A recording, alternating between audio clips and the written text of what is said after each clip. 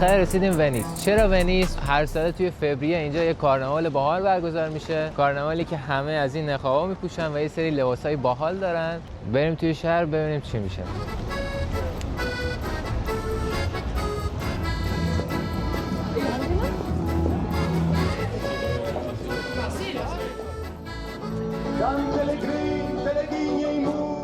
چه درخت لیمو باحالی داره.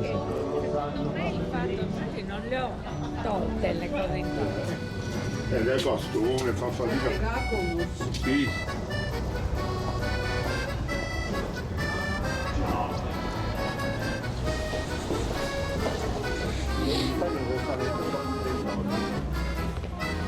چه ببینیم چند میگه اینا رو، اگه قیمتش باحال بود یکی بخریم.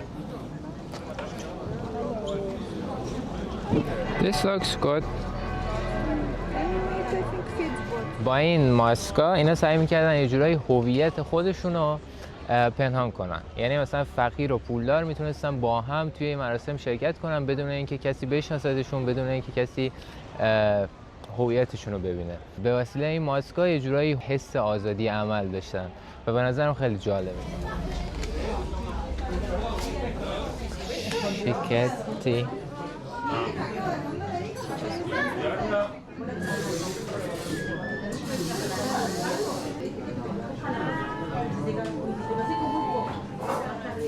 So everybody come to Venice to see the carnival, but me I come every time to drink the best Aperol Spritz.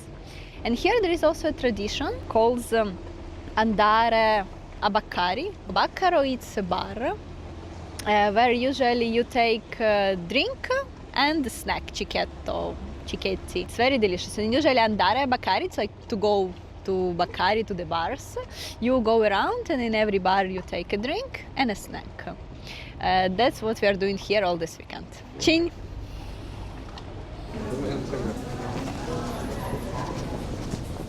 Un melone. Oh, fermo. Tappa, tappa, tappa, tappa.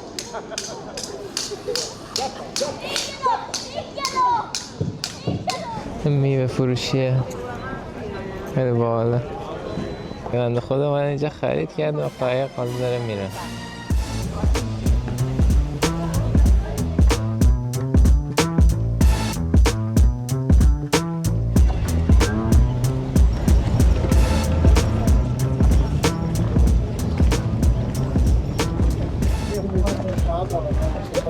گوندلای پرایوت بخوایم بگیریم خیلی گرون میشه. اومدیم اینجا گوندلای گروهی سوار شدیم نفری 2 یورو.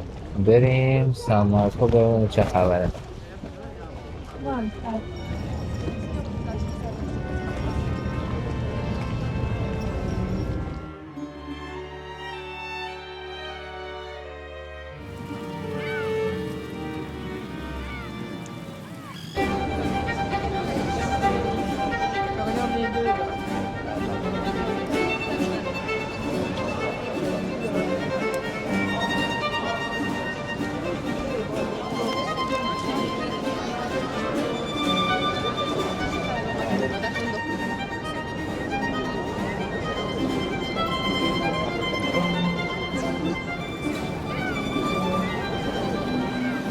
خب اینجا آب اومده بالا. یه وقتا اینجوری میشه تو شهر باید از این کاورا بخریم بپوشیم و بریم وسط آبا. این کاورا دونه 10 یورو. 2 تا خریدیم و امتحان کنم ببینم چجوریه.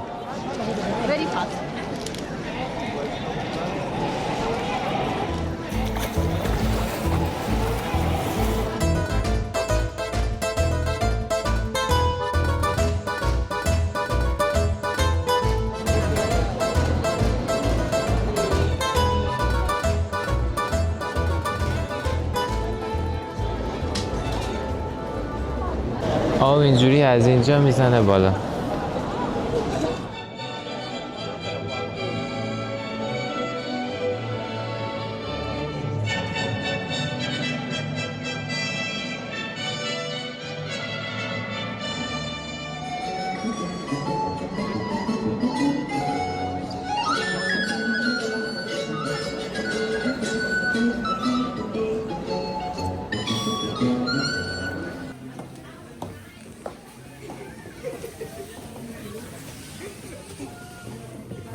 realmente.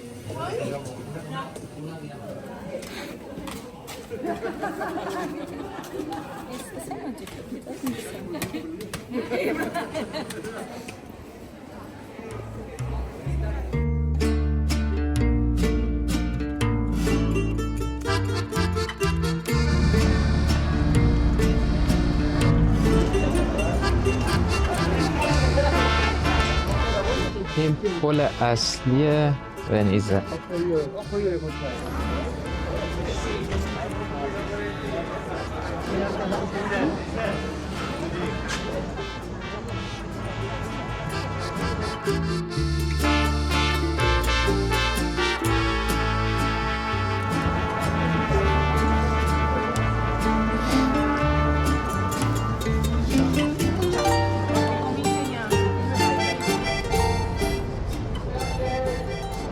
خب حالا میخوایم اینجا بشینیم یه نوشیدنی بخوریم. این کافه پارسال هم اومده بودیم، خیلی کافه باحالیه.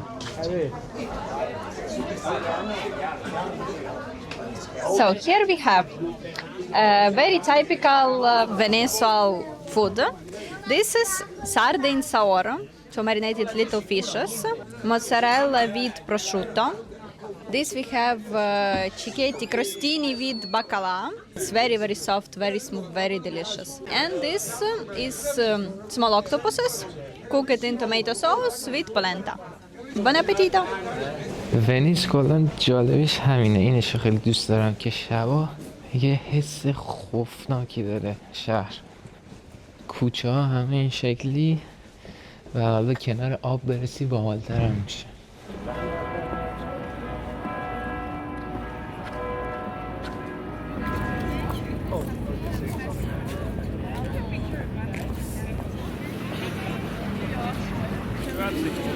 Influencer for one day.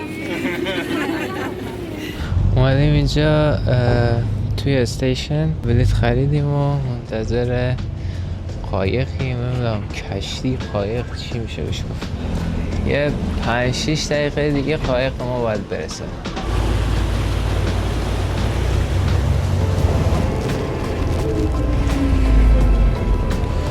اینم سن مارکو، میدون اصلی شهر.